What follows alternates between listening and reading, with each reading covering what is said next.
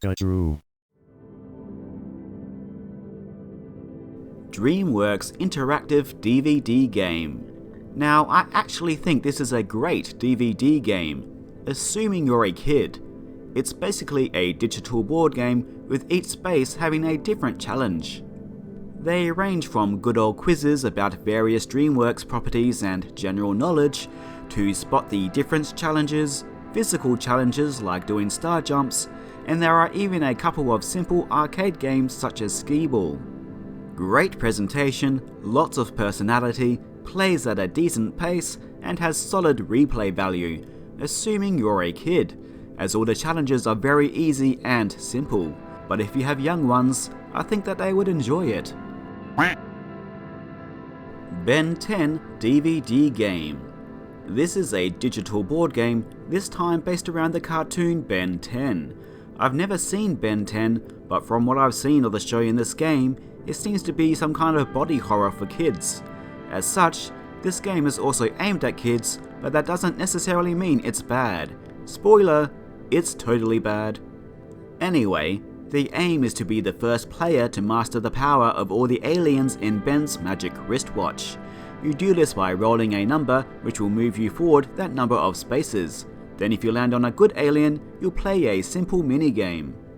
These range from quizzes about the show, simple arcade and button mashing games, memory games such as a Simon clone, and there's even a gambling game because we gotta get them while they're young, right? The production values are pretty good and it's simple to play, so if you have a kid who's into the show, I would have recommended this if it wasn't for a major flaw.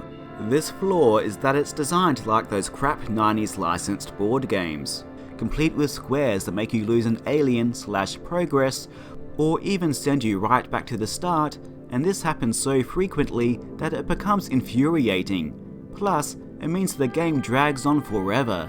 I was only playing this on my own. I can't imagine how bad this would be with multiple players. Ben 10? I'd rather spray my eyes with Glen 20. Lilo and Stitch. Lilo and Stitch includes a so-called create your own alien experiment game, but you don't actually create anything at all.